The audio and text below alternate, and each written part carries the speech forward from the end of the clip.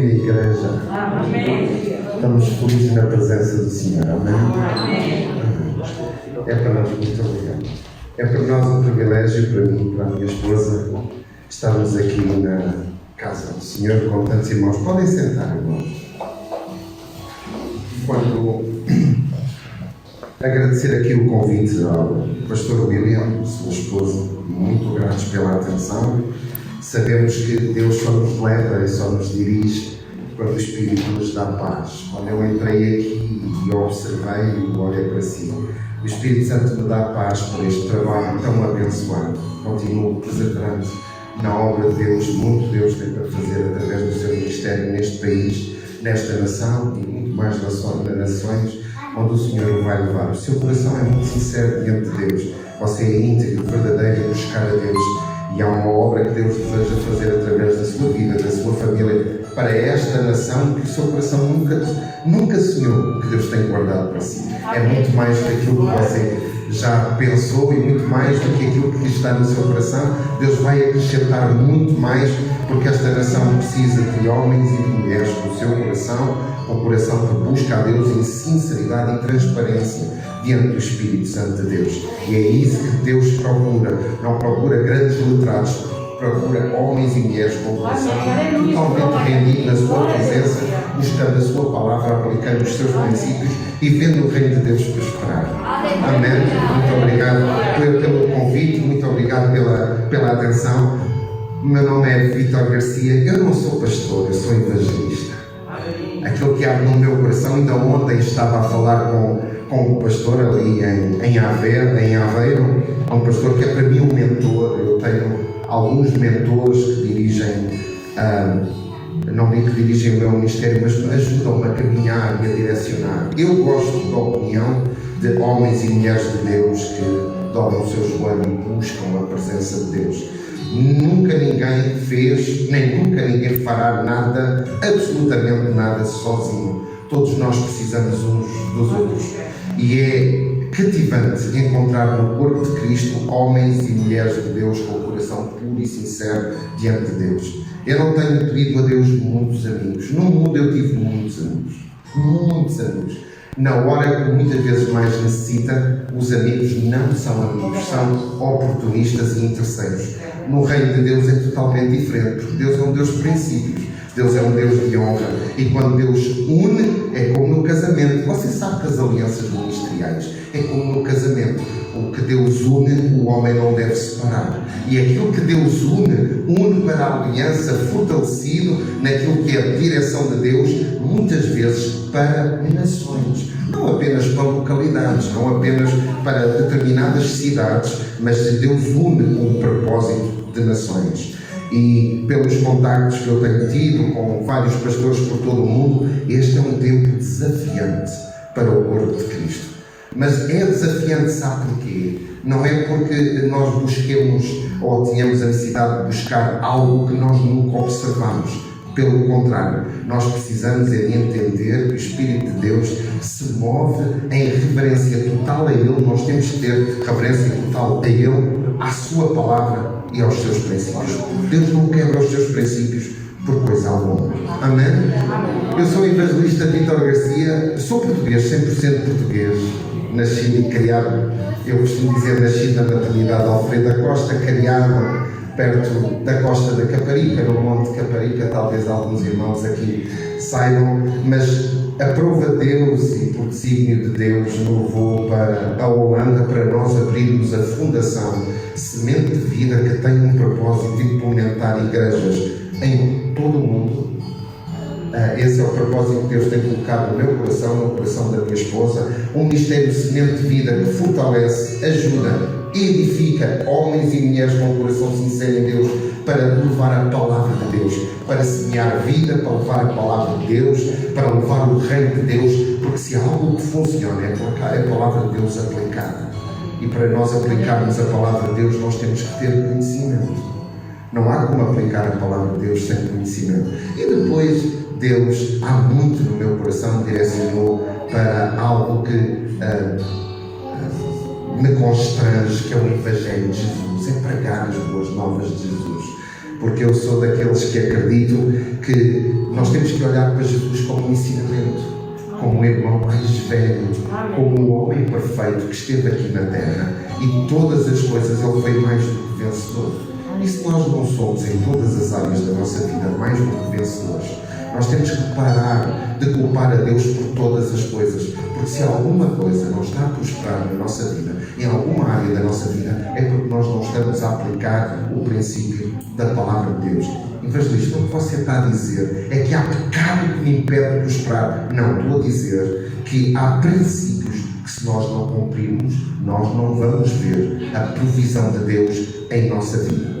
Evangelista, como é que você pode falar da provisão de Deus? Explique-me lá. Nós temos duas promessas de Jesus: vida e vida em abundância. Vida e vida em abundância é vida total, vida completa, vida satisfatória, vida plena. E outra é nós vivermos direcionados, estando no centro da boa, perfeita e agradável vontade de Deus. Estas são promessas de Jesus. Eu nunca vi nenhuma promessa de Jesus cair por terra na vida de alguém, exceto naqueles que não querem. Porque nós muitas vezes falamos o tal irmão magoou-se e desviou-se. Não, ele foi os princípios da palavra. Ele não cumpre o princípio da palavra. E há princípios que são irrevogáveis. Deus não abdica dos seus princípios em momento algum. Por isso nós devemos de aprender os seus princípios para sermos vencedores. E então ali estou na Holanda com a minha amada esposa, dizer que a minha esposa é uma bênção na minha vida, como esposa, como companheira, com o propósito de Deus. Quem nos uniu foi Deus, não fomos nós, foi Deus, com o mesmo propósito. Eu vou dizer, eu sei que está a ser filmado, eu sou um livro aberto. Se eu estudo mais do que 12 horas por dia a palavra de Deus e me dedico ainda por muitos lugares pregando o Evangelho de coração, é porque a minha esposa tem o mesmo propósito que eu, e através do seu trabalho e do que semeia em honra no reino de Deus, me possibilita a mim de servir o reino de Deus e servir os irmãos. Porque é princípio de honra. É princípio de honra diante de Deus. E mesmo em fase de pandemia, nunca nos faltou absolutamente nada. Nunca nos faltou nada. Mas você não passou a pandemia? Passamos. Não deixei de viajar para Portugal várias vezes. Mesmo em pleno Covid, de vir ministrar a palavra de Deus, onde me abrem portas. Eu estava a ter uma confusão. Os pastores ainda estão. Podem sentar, amado pastor, amada pastora. Nós já vamos ler a palavra de Deus, mas eu gosto sempre de falar o que o Espírito Santo colocou ao meu coração. Em toda a pandemia nunca nos faltou absolutamente nada. Mas também nós nunca quebramos princípios diante de Deus. Há algo que eu sinto dizer aqui, que ainda há pouco eu estava a ouvir. Quando eu cheguei à Holanda para ministrar, para cumprir o ministério que Deus tem para a minha vida, houve alguns homens de Deus que olharam para mim e disseram assim: evangelista, você tem coragem de pregar sobre dízimos e ofertas? E eu respondi: claro que sim. Mas porquê é que eu tenho coragem de pregar dízimos e ofertas? Porque é princípio da palavra de Deus. Evangelista, você vem falar sobre dinheiro? Não, ainda não entrei na mensagem. O que eu quero dizer é que Deus é um Deus de honra e um Deus de princípio. O que eu quero dizer é que Deus não precisa do nosso dinheiro. Deus precisa de nós aplicarmos os seus princípios. Deixe-me dizer-lhe algo para o incentivar. Quando Jesus multiplicou pães e peixes, Jesus não multiplicou pães e peixes absolutamente do nada. Ele tinha poder de criar até pães e peixes para alimentar a multidão. Era simples isso acontecer. Mas como Deus não quebra princípios de honra e não quebra princípios da sua palavra, Ele disse: o que é que temos convosco? E se nós observarmos na palavra de Deus, alguém disse assim: está aqui uma criança que tem 5 pães e 2 peixinhos. E Jesus, através daquilo que aquela criança tinha, algo que ela tinha certamente para ela, para os seus familiares mais próximos, mas que não alimentava 5.000 pessoas. Então Jesus pegou naquilo que aquela criança tinha e multiplicou em abundância e ainda sobrou. Vamos trazer isso para um princípio de honra diante de Deus, porque nós, como filhos de Deus, como corpo de Cristo, nós necessitamos de entender que os princípios de honra rasgam os céus e faz com que a bênção de Deus seja derramada sobre a nossa vida, em todas as áreas da nossa vida. Honrar a Deus acima de todas as coisas nos traz bênção, mas não traz bênção que nós temos a necessidade de correr e buscar. A bênção é que corre atrás de nós e nos alcança. É princípio da palavra. Quando nós tributamos a Deus aquilo que Deus já nos abençoou, Deus continua a abençoar, mas Deus é tão fiel que não continua a abençoar na mesma proporção. Deus abençoou de boa medida, recalcada, sacudida, e agora admira o princípio de Deus e transbordante. Sabe o quê? Não há nada que Deus coloque em nossas mãos que não seja para nós partilharmos com aqueles que estão ao nosso redor. Absolutamente nada. Deus dá-nos os filhos para nós os educarmos, para os enviar como homens e mulheres de Deus. Deus dá-nos as nossas finanças para suprir as nossas necessidades, mas para nós semearmos, para abençoar aqueles que necessitam. E mais bem-aventurado é dar do que receber. Logo, são princípios de Deus que, quando nós colocamos em prática, não há como Deus não nos honrar. Na questão do dízimo, é muito simples. Eu estou a dizer isso que eu senti no meu coração de dizer, porque eu conheço muitas igrejas, eu conheço muitos ministérios que não são prósperos, que não são abençoados. Mas se esta palavra é a mesma para todos, porquê é que não são prósperos e não são abençoados? Eu vou-lhe dizer porquê. Porque muitas vezes se inibe de pregar a palavra de Deus. Não se prega a palavra de Deus. E o medo, muitas vezes, e o receio de muitos homens e muitas mulheres de Deus em não ensinar os princípios de dar e receber e o princípio do dízimo leva a que a igreja, como corpo de Cristo, entre numa maldição financeira. Evangelista, você sabe o que está a dizer. Eu sei o que estou a dizer. Eu vejo muitas igrejas de pessoas que honram muito a Deus, são fiéis aos cultos, mas na área financeira não prosperam. E quando nós vamos ao pormenor, nós observamos que muitas vezes o pastor, muitas vezes a liderança da igreja quebra o princípio de ensino de dízimos e ofertas, quebra o princípio de ensino de honra para com Deus. E quando você quebra o princípio, não há como Deus, cumprindo a sua palavra, honrando a sua vida financeira. Não há como. Quando perguntaram a mim se eu tinha coragem de pregar sobre finanças na Holanda, que é tão complicado, toda a gente tem tudo, o governo ajuda toda a gente, mas há muita gente que se esquece que quando Deus nos abençoa é para nós tributarmos honra e glória a Deus e nós semearmos na vida de irmãos e de irmãs muitas vezes carenciados. O dinheiro não é uma maldição. Maldição muitas vezes na nossa vida é nós queremos que o dinheiro nos domine, é nós sermos dominados pelo dinheiro. O dinheiro faz falta em todas as coisas. Eu estou aqui a ministrar neste microfone, é porque alguém investiu neste microfone, senão os irmãos não iriam me ouvir com a mesma qualidade. Este microfone tem um valor que necessitou de ser pago.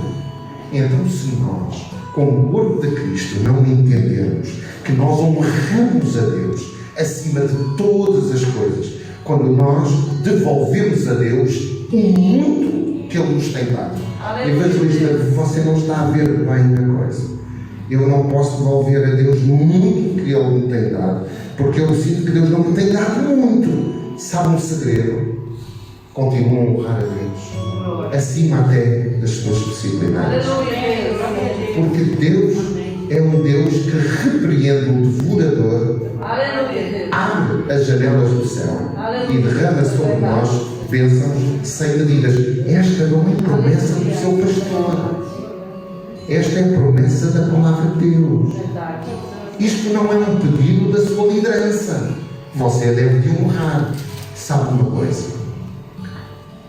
Há corpo de Cristo que muitas vezes não são abençoados porque não honram o seu pastor. Não tem princípio de honra. Sabe, há coisas que nós não podemos dizer quando está a ser gravado, mas igreja que não honra o seu pastor, não honra os seus irmãos como o corpo de Cristo, é uma igreja que não prospera.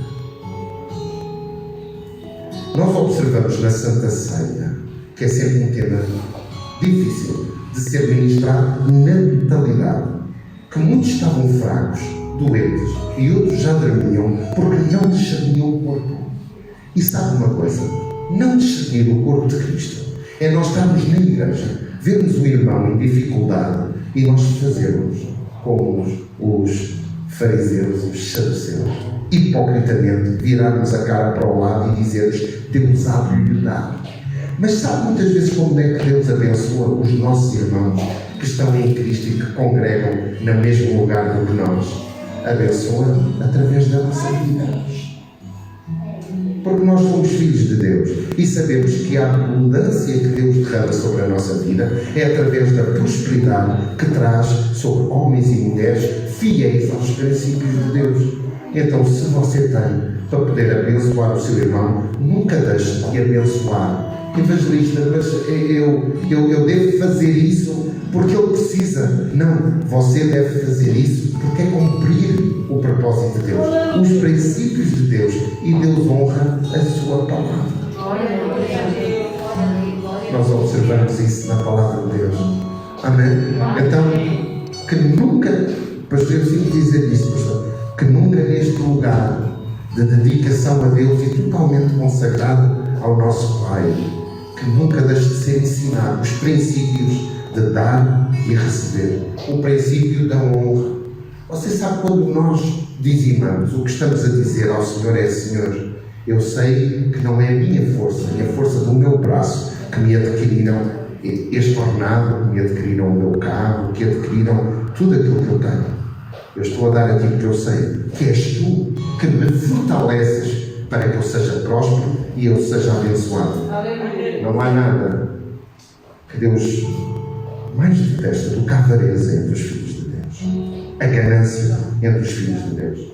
Porque muitas vezes muitos, cumprindo essa ganância, se perdem nos princípios básicos da palavra de Deus e depois começam a culpar a Deus todas as coisas, quando na verdade apenas não cumpriram o propósito. Tenho coragem de pregar sobre dízimos e ofertas? Tenho, porque eu gosto de ver o corpo de Cristo abençoado. Eu gosto de ver o corpo de Cristo próspero. Posso ouvir um amém? Amém. E ali estamos em Roterdão, no Ministério de Semente de Vida, abençoando Deus, levando para que possa pregar a sua palavra e trazer um pouco também daquilo que Deus tem colocado no meu coração.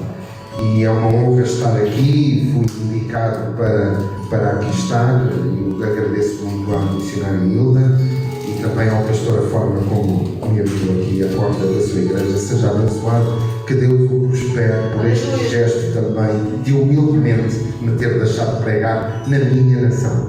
Amém? Amém. Irmãos, eu sei que aqui passa a palavra de Deus, não passa os slides, amém? Muito mais do que eu pregar, eu gosto que estejamos a olhar para a palavra.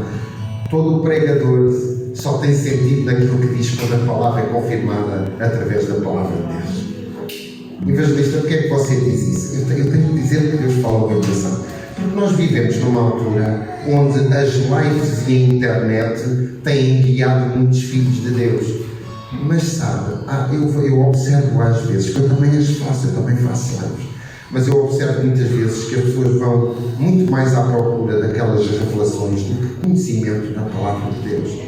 Sabe, não deixe de congregar na casa de Deus, não deixe de aprender com o seu pastor, não deixe de honrar a Deus na vida do seu pastor, não deixe de estar na casa do Senhor. Não substitua o estarmos aqui como corpo de Cristo por algumas mensagens que muitas vezes aparecem na internet, porque na altura que você mais dificuldade, se você atravessar dificuldade, ou se você necessitar de um homem e de uma mulher de Deus, um casal de Deus para o aconselhar, você não vai ter esses conselhos através da internet, você não vai ter esses conselhos através do online. Aleluia. Nós vivemos numa altura que eu costumo dizer que nós somos alimentados daquilo que queremos. E esse tem sido uma dificuldade do corpo de Cristo de entender que quando Deus traz uma palavra para a igreja, através da liderança da igreja, nós somos alimentados com aquilo que Deus quer falar ao nosso coração como um todo. Na internet é diferente, porque na internet eu vou à procura da palavra que eu quero. Honrar a Deus acima de todas as coisas. Este eu não quero. Não me apetece estar uma hora a ouvir sobre honrar a Deus. Marido honrando a esposa, construindo o seu lar saudável em Deus, cumprindo os princípios de Deus. Este eu também não quero. Este não é do manto. Este não é da revelação. Você está a entender o que eu estou a dizer? Em vez de sermos alimentados com o corpo, na direção que Deus traz para um anjo neste lugar, nós passamos a vida atrás das palavras que nos satisfazem emocionalmente, mas muitas vezes não nos edificam espiritualmente, porque o princípio de Deus para o seu corpo, para a sua igreja, sempre foi comunhão. Evangelista, explico porque é que você diz isto.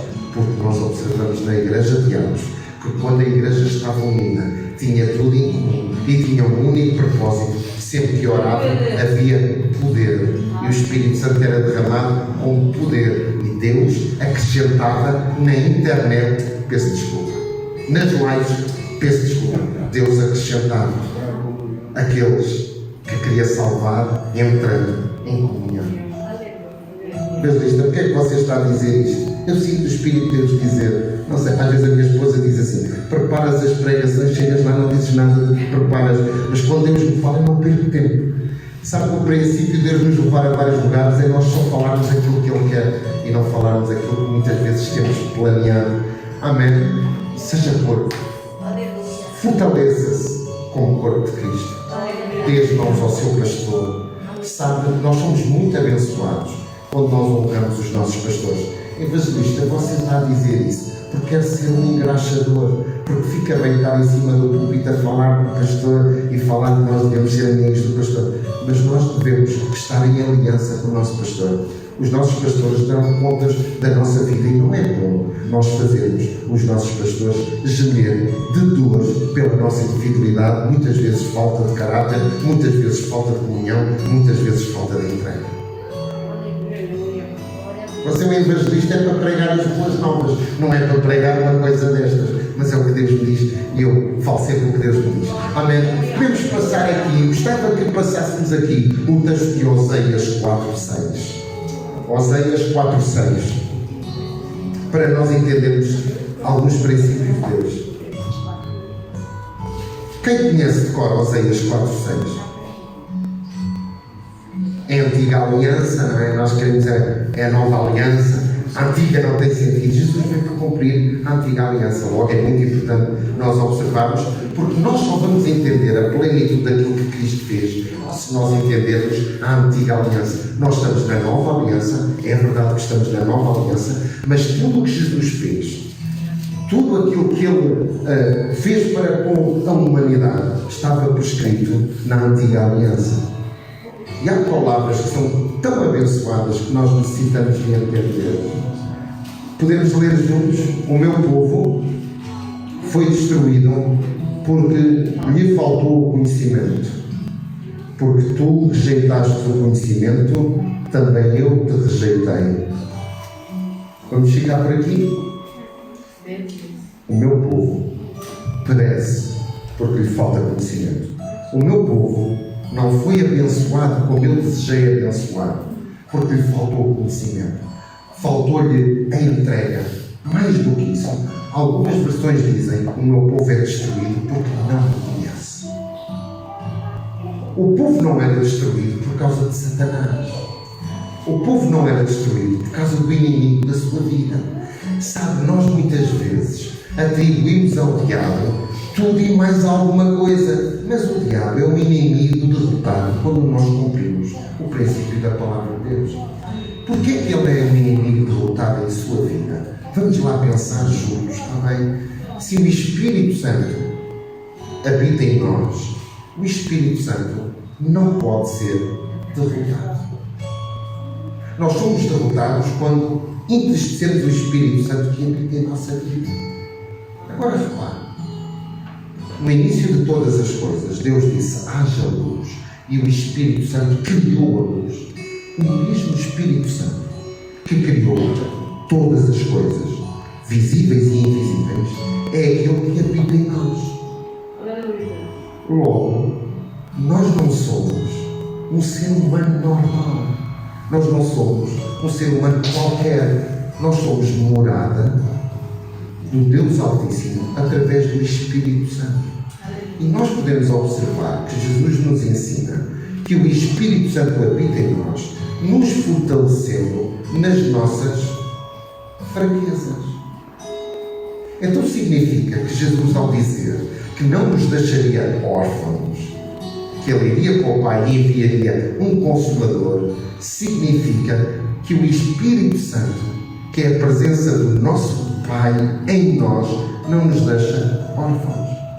Uma vida de oração, muitas vezes infrutífera, é somente porque nós não entendemos que o Espírito Santo habita em nós para nos fortalecer, para nos guiar, para nos dar direção, para nos consolar, para direcionar a nossa vida naquilo que Deus pretende para a nossa vida, para que no centro da nossa vida esteja a boa, perfeita e agradável vontade de Deus cumprindo em nós. Muitas vezes a grande dificuldade de nós, como filhos de Deus, é não nos deixarmos guiar pelo Espírito Santo. Há coisas que Deus fala ao nosso coração que nós às vezes não queremos aplicar. Eu conheço algumas pessoas que, na altura de optarem por um trabalho, por um emprego, muitas disseram assim: eu estava numa dificuldade tão grande que Deus me abençoou com um emprego. E realmente, um emprego é uma bênção. Mas quando você vê que aquele emprego vai privar a pessoa de vir à casa do Senhor, vai tirar tempo de comunhão familiar, vai tirar tempo de edificação, eu não acredito que esses trabalhos sejam trazidos pelo Espírito Santo de Deus. E muitas vezes as pessoas correm a aceitar qualquer coisa pelo seu desespero, se esquecendo do princípio da palavra de Deus que nos diz que nem só de pão viverá o homem, mas de toda a palavra que procede da boca de Deus. Em vez disto, o que você está a dizer é que eu não devo trabalhar e devo viver da palavra. Eu não estou a dizer isso. Eu estou a dizer é que o princípio que nós devemos aplicar à palavra é que à nossa vida é que aquilo que nos afasta de Deus, da comunhão com Deus, pode, e muitas vezes não é, a direção de Deus para a nossa vida. Porque a bênção do Senhor não nos acrescenta dobro. Um dia deste eu estava a falar com uma pessoa que me dizia assim: eu necessitei de 2 trabalhos para fazer face às minhas despesas. Ok. Mas o que é certo é que esses 2 trabalhos afastaram essa pessoa da família, dos seus 2 filhos jovens e de estar na casa do Senhor. A brasa, quando se desvia do braseiro, arrefece. Você entende? Então é importante nós entendermos que quando nós estamos na presença de Deus, na direção de Deus, nós somos abençoados. Amém? O meu povo foi destruído porque não me conhece. Sabe, nós muitas vezes observamos o corpo de Cristo e aquilo que nós vemos é pessoas extremamente sinceras mesmo de coração, em humildade diante de Deus. Muitas vezes em algumas áreas da sua vida não prosperam. Não estou a falar de dinheiro, estou a falar, muitas vezes não têm alegria, muitas vezes não têm família abençoada, muitas vezes as coisas são complicadas e são difíceis. E nós podemos observar que a palavra de Deus diz que o povo era destruído porque faltava o conhecimento de Deus. Nós necessitamos de conhecer mais de Deus. É princípio de Deus para nós que nós o conheçamos como Deus, o conheçamos acima de tudo como Pai. E nunca nos esqueçamos que a maneira como Deus olha para nós é como filhos amados. Vou pegar aqui um pouquinho daquilo que o obreiro estava a dizer, para lhe dar um exemplo daquilo que Deus tem colocado no meu coração. Um dia deste eu estava a orar e estava a dizer: Senhor, tem que haver um segredo para nós sermos mais do que vencedores. E o segredo está na Tua Palavra. E Deus direcionou para uma palavra muito simples, mas que eu quero compartilhar com vocês. Amém? Nós ouvimos já esta manhã sobre o batismo de Jesus, em Lucas 3. Pode pôr Lucas 3, 21, 22. Nós já ouvimos esta palavra e que foi uma bênção. Aconteceu que, ao ser todo o povo batizado, foi também Jesus para ser batizado. Evangelista, como é que isto é possível? Se Jesus é Deus, porque é que Jesus necessitou de ser batizado? Ele necessitou de ser batizado para se identificar consigo e comigo, se identificar como um homem. E sabe porque é que eu amo o Evangelho de Lucas? Porque Lucas, além de ser médico e de ser historiador, era um homem que gostava de pormenores. Nós observamos no Evangelho de Lucas muitos pormenores que são importantes. Lucas deu, só para vocês terem uma ideia, Lucas falou muito sobre as minorias. Você não ouve falar muito sobre mulheres no Evangelho de Lucas. Você observa sobre crianças, sobre o cuidado de Deus e, acima de tudo, o caminhar de Jesus como um homem perfeito. E nós fomos desafiados por Deus a sermos homens e mulheres perfeitos diante de Deus. Sim, muitas vezes há áreas da nossa vida que nós sentimos que estamos mais enfraquecidos, mas o que nos fortalece é a palavra de Deus. Amém? E nós podemos observar que todo o povo foi batizado. Jesus foi batizado também quando ele orava, como muito bem foi dito nesta manhã. Quando ele orava, o céu se abriu e Deus falou: este é o meu filho amado, em quem me comprazo. É importante nós entendermos, como foi dito, que quando nós oramos, o céu se abre. Evangelista, o que é que você está a querer dizer? Estou a querer dizer que nós precisamos de entender como Deus é fiel à sua palavra. E quando nós oramos, o céu sempre se vai abrir. Glória a Deus. Quando nós oramos, o céu sempre se vai abrir. É um princípio. Quando nós buscamos a Deus, Deus tem prazer em nos escutar e nos ouvir. Sabe, eu amo ensinar sobre sermos filhos de Deus, porque nós não somos povo de Deus, nós somos filhos de Deus. Ao aceitarmos Jesus, Jesus nos deu o poder de sermos feitos filhos de Deus. E se somos filhos de Deus, nós somos herdeiros de Deus e co-herdeiros com Cristo. O que a palavra de Deus nos diz é que Jesus nos deu o poder de sermos co-herdeiros com Cristo, ou seja, tudo o que é de Cristo é nosso. Ele é a cabeça, nós somos o corpo. Não há como o corpo não ser triunfante se a cabeça é triunfante. Logo, se a cabeça é triunfante, o corpo tem que ser triunfante. Porque é que o povo não é triunfante? Por falta de conhecimento da palavra de Deus, por falta de aplicarmos a palavra de Deus. Sabe o que é que nos chama a atenção aqui em Lucas 21 e 22, tal como foi dito já nesta manhã? É quando que Deus abre o céu. Deus fala algo que é muito importante para Jesus, que também é profético para a nossa vida. Tu és meu filho amado, em quem me comprazo. Sabe porquê? Se há algo o ser humano tem necessidade, você sabe qual é as duas maiores necessidades do ser humano? É ser aceito e ser amado. É a grande necessidade do ser humano, é ser aceito e ser amado.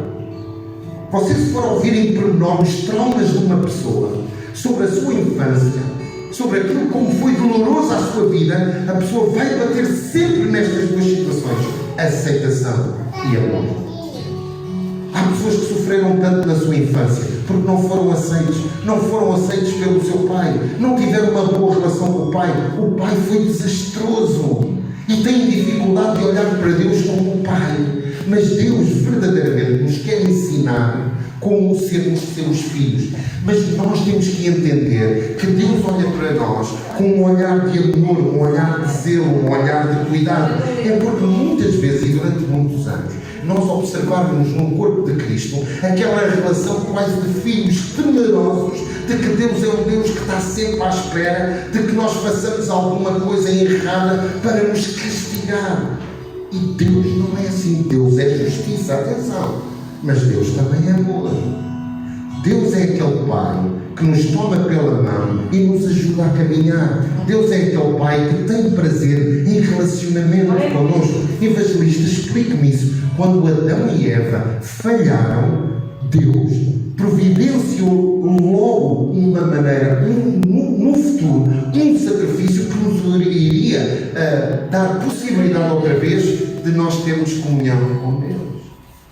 E o sacrifício de Jesus na cruz do Calvário foi precisamente isso mesmo: pagar pelos nossos erros, pagar pelos nossos pecados, para nos dar plena liberdade ao Pai. Evangelista, onde é que eu posso observar isso? Quando Jesus disse: Pai, Pai, porque me desamparastes, você e eu, os seus pecados e os meus pecados, tiveram o poder de afastar Jesus do coração do Pai, da intimidade de toda a eternidade do Pai com o Filho durante 3 horas. Sabe o que é que foi difícil na cruz do Calvário? Foi quando ele disse: Pai, Pai, por que me desamparaste? Porque Jesus jamais tinha sido separado do amor do Pai. Para que você entenda que Deus, como um Pai de amor, ama a comunhão dos seus filhos. E os filhos têm necessidade da comunhão com o Pai. Deus não é aquele Deus que nós ouvimos durante muitos anos: Deus não se agrada de ti, Deus não está contente contigo, tudo o que tu fazes desagrada ao coração de Deus. Porque sabe uma coisa que nós observamos no caminhar de Jesus? Jesus conhecia a intenção do coração de todos aqueles que se aproximaram dele. Os fariseus, os saduceus, os mestres da lei, os hipócritas diziam: se tu soubesses quem é esta mulher. Mas Jesus conhecia a mulher, tanto conhecia aquela mulher que se derramou diante de Jesus, lavava os seus pés com as suas lágrimas, enxugava os seus cabelos, como conhecia o coração deles quando diziam que eles eram uns críticos, mas no fundo eram uns putos caiados. Porquê? Porque diziam uma coisa que eles não faziam, mas viviam para acusar os outros. E ninguém no corpo de Cristo tem o direito de nos acusar uns aos outros. Pelo contrário, nós temos o dever de nos fortalecer uns aos outros. A palavra de Deus diz: se nós confessarmos os nossos pecados, Ele é fiel e justo para nos livrar de tudo aquilo que nos separa de Deus, porque o preço já foi pago.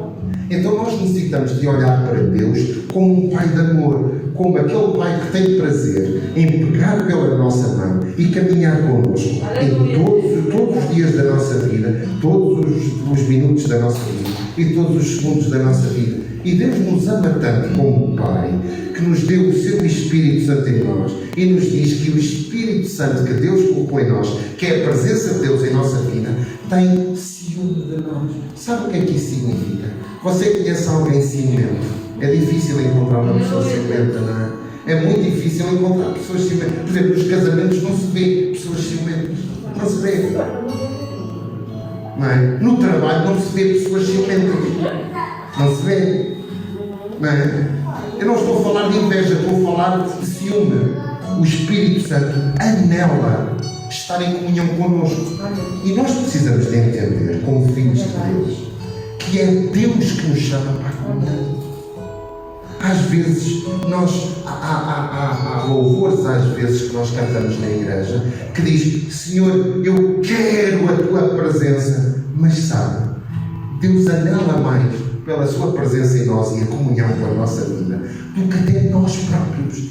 Deus é um Pai que anseia nos escutar, nos ouvir e que nós direcionemos a nossa vida naquilo que lhe agrada. Não há nada que agrada mais o coração de um pai do que um filho obediente. Às vezes há filhos rebeldes, mas são obedientes. Têm rebeldia, mas têm um coração sincero. Davi errou, mas o coração de Davi era o coração segundo, o coração de Deus. Deus sempre teve prazer na comunhão, no caminhar dos seus filhos. Logo, nós observamos que o céu se abriu, e é onde eu quero focar aqui para que você entenda: o céu se abriu e Deus disse: Tu és meu filho amado, em ti me compraste. O que eu trago de palavra de Deus esta manhã para si é: você é filho amado. E Deus se compraz da sua vida. Mas mesmo quando eu não oro, mesmo quando eu falho, eu conheço ali uma coisa na minha vida que é complicada. E Deus não se agrada. Se Deus não se agrada, conserte rapidamente. Deus não chamou perfeitos. Deus chamou homens e mulheres que querem derramar o seu coração em sua presença, aprender dele, transformar a sua vida. Evangelista, por que é que você diz isso? Você quer discípulo mais complicado do que Pedro? Vamos falar um pouquinho de Pedro. Não planeei nada disto, mas vamos falar um pouquinho de Pedro. Jesus foi tão bondoso que até curou a sogra de Pedro. Você sabe, às vezes é difícil nós pedirmos a Deus para abençoar as nossas sogras. Mas as sogras são uma bênção. E sabe uma coisa? São mesmo uma bênção.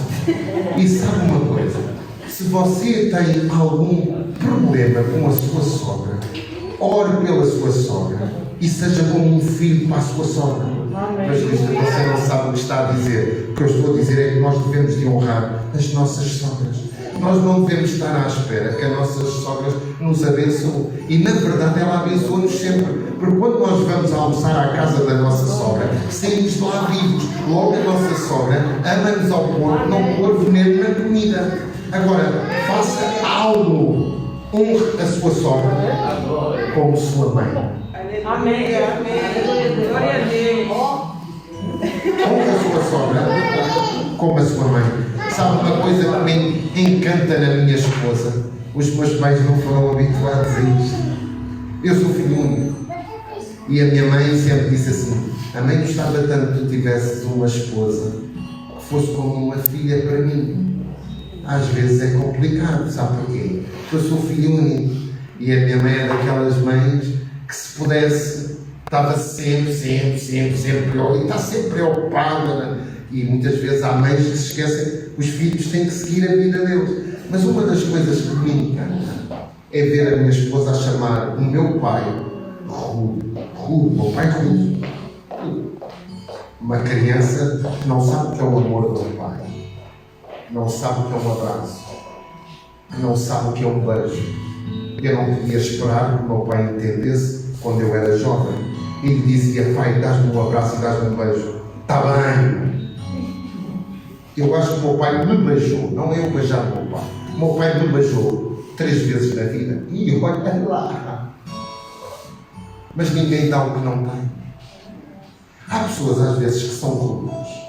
Elas não têm gosto de ser rudes, nem têm alegria em ser rudes. Apenas dão o que têm. Mas é o amor de Deus que constrange. E nós, filhos de Deus, o amor de Deus é derramado no nosso coração pelo Espírito Santo. Quando você diz que não consegue amar o seu pai, não consegue amar a sua mãe, não consegue amar a sua sogra, algo está errado na sua comunhão com o Espírito Santo. Porque a palavra de Deus diz que o Espírito Santo é derramado na nossa vida através do Espírito Santo. O amor é derramado no nosso coração através do Espírito Santo. Logo, se eu não sou perfeito no amar, está-me a faltar receber algo, que é a capacidade do Espírito Santo para poder amar os outros. Você entende como a palavra de Deus é básica? É princípio de honra. É tão simples, é tão fácil nós sermos abençoados. Difícil muitas vezes é nós querermos colocar a nossa vontade, a nossa mente, as nossas emoções expostas à influência da palavra de Deus. Amém?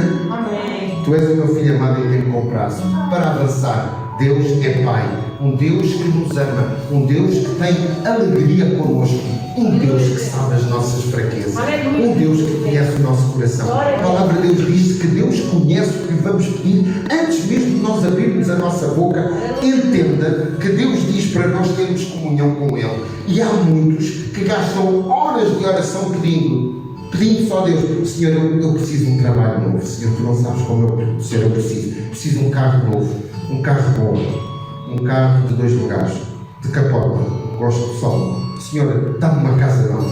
Senhor, eu gostava tanto de ter piscina. Senhor, dá-me uma viagem. Senhor, tu sabes que eu preciso de uma viagem. Mas a palavra de Deus há um princípio: buscai primeiro o reino de Deus Aleluia, Deus. E todas as coisas vos serão acrescentadas. É princípio de honra. É você buscar o reino de Deus. E não se preocupe, porque aquilo que realmente você necessita, Deus fará e trará a sua coisa. O que você realmente necessita, Deus trará à sua vida. E sabe uma coisa? Às vezes Deus nos dá até aquilo que nós não necessitamos. Porquê? Porque Deus, como Pai, ama honrar e ver os seus filhos felizes. Muitas vezes Deus não nos dá, porque a nossa felicidade não é mais importante para Deus do que a honra que nós lhe tributamos. Você consegue entender? Muitas vezes Deus quer nos dar tudo, Ele já nos deu tudo em Cristo Jesus. Às vezes não permite que nós recebamos tudo, porque eu conheço filhos de Deus que, ao receberem tudo de Deus, se afastaram de Deus, se afastaram da comunhão. Muitos partiram sem terem a sua salvação. Perderam o alvo, perderam a direção.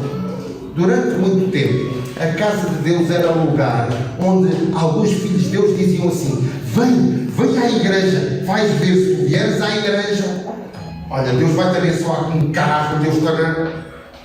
O que Deus quer é o nosso coração, é transformar a nossa vida. Aleluia. E sabe uma coisa que eu aprendi? Quanto mais você transforma o seu coração e as coisas terrenas perdem valor para si, mais Deus lhe dá. Aleluia. Aleluia.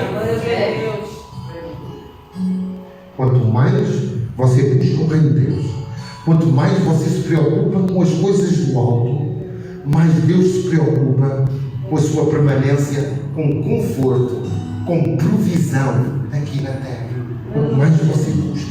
Evangelista, por que é que você está a dizer isso? Em 2019, com o princípio de um AVC, desviado da direção de Deus para a minha vida, o meu coração sempre clamou a Deus, o meu coração sempre orou a Deus, e eu ficava extremamente magoado quando alguns irmãos se achavam juízes da minha vida e chegavam ao pé de mim e diziam assim: tu pregavas com tanta unção, tu eras uma bênção tão grande, o que é que se passa?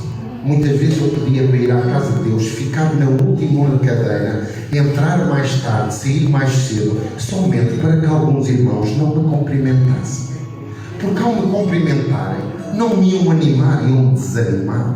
Você sabe aquele olhar que olha para si e diz assim: que bom que você está aqui, não vem cá há muito tempo. Um anjo traga tudo. Não vem cá há muito tempo. Ouça, se alguém que não vem à casa de Deus sabe que necessita de vir à casa de Deus, quando alguém está fora do propósito de Deus para a sua vida, não há ninguém que sofra mais do que essa pessoa. Eu lhe garanto. Eu podia ter sucesso nos dons que Deus me deu, aplicando na minha vida pessoal, aplicando nas empresas onde trabalhei, e ter a provisão de Deus em todas as áreas da minha vida. E ter a casa dos meus sonhos, o carro dos meus sonhos, o ordenado dos meus sonhos, e viver uma vida regalada com tudo. Mas muitas vezes, quando eu me sentava e olhava ao mar, o Espírito Santo falava ao meu coração e me perguntava: estás feliz agora? Eu não precisava que me dissessem que eu necessitava de voltar. O próprio Espírito Santo me perguntava: e agora, estás feliz? Era a pior pergunta que me podia. Ao domingo à tarde então era desastroso. Estás feliz agora? Não estou. Mas tu agora tens o que sempre quiseste: reconhecimento, fama, sucesso. Estás feliz agora? Não, eu não estou. Estás completo agora? Não, eu não estou. Quantas madrugadas eu chorava porque sabia que estava fora do propósito de Deus para a minha vida. Aleluia. Eu não precisava que ninguém me dissesse não. Mas quando entrava na igreja, se calhar era importante um abraço de alguém que me relembrasse um tempo onde, num instituto bíblico, eu chegava e aplicava o que Deus tinha colocado no meu coração, o grande amor que eu tenho para com Deus, e que pregava que nunca mais acabava, ao ponto do pastor fazer assim para eu terminar de pregar. Eu sabia que me tinha afastado do propósito de Deus. Eu sabia. Mas há um dia que eu estou muito calmamente e o meu coração começa a bater 196 pulsações por minuto. E a tensão alta sobe e a baixa sobe, a um ponto que eu vou à farmácia e digo assim: eu não me estou a sentir muito bem. E a farmacêutica veio medir a tensão e disse: o senhor não sai daqui, nós vamos chamar o INEM. Até aí tudo bem. O problema é que o INEM veio com outra ambulância de um médico à pátria. Já comecei a ficar preocupado. E eu disse assim para a enfermeira: há algum problema? E ela disse: não, esteja só calminha aqui, não se levante, não faça esforço nenhum. E quando os paramédicos entraram, alguém disse assim, num código que eu entendi, que era um AVC, ou um princípio de AVC. E eu disse: senhor, nessa hora a gente lembra sempre, senhor, eu vou partir, eu vou morrer, porque eu não cumpri nada daquilo que tu tinhas para a minha vida. Se eu partir agora, eu fui um pai miserável, um esposo miserável, um filho miserável, nada, absolutamente nada. 46 anos, eu pensava que me era dada a oportunidade de eu durar até aos 120, como sempre disse. Minha esposa testa quando eu disse: vou durar até aos 120. Mas eu continuo a dizer: eu vou durar até aos 120 anos, se Cristo não vier buscar antes. O arrebatamento, não é? Não estou a dizer passar pela morte. Eu vou durar muitos anos, porque eu amo a vida. Amo a vida servindo a Deus. Não amo a vida por amar a vida, para você entender. Eu disse: senhor, está na altura de eu partir. Eu não fiz nada ainda. Minha família é a minha alegria e eu não tenho dado tudo à minha família. Há coisas que tu puseste na minha vida, no meu coração, que eu não te honrei. E se este é o momento de partir, eu quero dizer que eu estou mesmo chateado contigo. Mesmo. Mas que direito tinha eu dizer que estava chateado com Deus? Eu não tinha esse direito. Porque Deus perguntava muitas vezes se eu estava feliz assim. Quando eu entrei no hospital, eu vi 30 médicos de volta de mim. Nós estamos habituados a ir ao hospital e ver 2 ou 3 médicos de volta de nós, não é? Um médico e uma enfermeira. Eu vi 30 médicos. E quando eu cheguei da ambulância, eu cheguei rapidamente dentro da sala, nem sequer passei pela triagem, como se costuma dizer. Cheguei à meta sem sequer passar pelo ponto de partida. E eu disse: alguma coisa está a acontecer muito mal. E eu nunca vi tanto médico de volta de mim, põe chapa, tira sangue, não sei o quê, mete aparelhos, tira aparelhos, e eu olhava uns para os outros e eu ouvia a máquina. Eu digo: eu estou tão calminho, porque é que isto está a bater assim? Naquele momento eu disse: senhor, se tiveres misericórdia da minha vida, Deus sabe o nosso coração. Deus sonda o nosso coração. Sabe, às vezes a pessoa que está casada consigo não conhece o seu coração. Os seus filhos não conhecem o seu coração. Os seus colegas não conhecem o seu coração. Mas o seu pai conhece o íntimo do seu coração. E eu disse-lhe: senhor, se tiveres misericórdia da minha vida, ainda que um dia eu passe fome, eu nunca deixarei de servir. Eu largo tudo para te servir. A minha decisão de amar a Deus é de gratidão. Eu sirvo a Deus por gratidão. Eu estou aqui por gratidão a Deus. Eu prego a palavra de Deus por gratidão a Deus. Porque eu amo a Deus. Não há nada que eu ame mais. Ele é um Ferrari que eu podia ter. Ele é o casarão que eu podia. Ele é o tudo. Mesmo que eu não tenha nada, eu tenho a Ele. E por tê-lo a Ele tem-me dado tantas coisas. A amizade de homens e mulheres de Deus, o amor da minha família, o reconhecimento das pessoas. Ouça, Roterdão é cheio de muçulmanos. Às vezes eu estou a tomar um pequeno almoço e pagam as coisas que eu estou. Ouça, não são cristãos. E você tem algo diferente.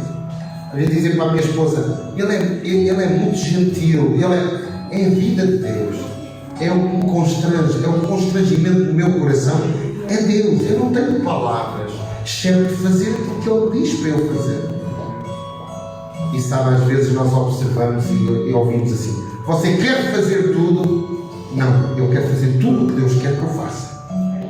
Mas você tem a pretensão de andar por todo o lado a pregar a palavra de Deus? Se Deus desejar, eu vou.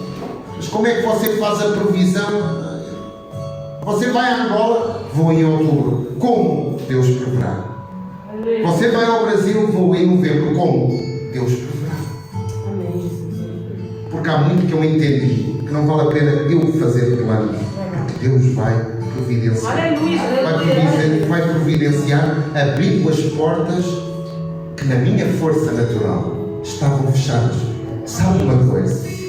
Talvez você diga assim, mas evangelista, porque é que você por breves momentos se afastou do propósito de Deus para a sua vida? Porque eu sempre amei tanto a Deus que eu tive um pequeno problema. Eu andava à frente de Deus. Eu queria tanto o propósito de Deus na minha vida que eu andava à frente dele.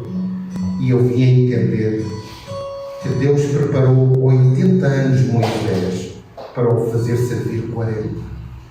E mais ao pormenor eu entendi que Jesus foi preparado durante 18 anos de toda a sua infância. Você entende? Jesus homem. 18 anos para servir durante 3 anos e meio. Há coisas que Deus nos quer preparar. E se nós não aprendemos a bem, nós aprendemos a bem, mas sobre a sua direção. Nós necessitamos disso. Não? Deus tem prazer em nós sermos seus filhos. Deus é um Pai amoroso. Nós observamos, para terminar, e agora vou terminar mesmo, em Lucas 4, de 16 a 22, há um princípio muito importante que você pode ver em casa. Primeiro, Jesus entrou na sinagoga. Diz-nos a palavra de Deus que Jesus entrou na sinagoga, conforme era seu costume. Nós aprendemos com Jesus que Jesus era fiel à casa de Deus. As sinagogas eram um braço do templo. Nas sinagogas se aprendia, na sinagoga se ensinava, no templo se sacrificava, nas sinagogas se ensinava, estava próximo. Jesus não quebrou o princípio de entrar na casa de Deus. Sabe para quê? Para nos ensinar. Nós estamos a ver o início do ministério de Jesus, tal como nós vimos esta manhã.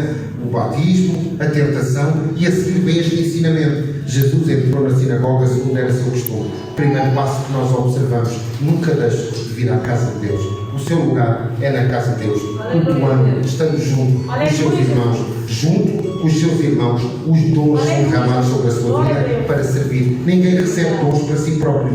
Nós, os dons que recebemos é para servir. Eu já ouvi pessoas que cantavam mal, mas quando se consagraram na casa de Deus e abriu a boca para Deus, cantavam como nunca ninguém as ouviu cantar. Sabe porquê? Porque é dons derramados para servir.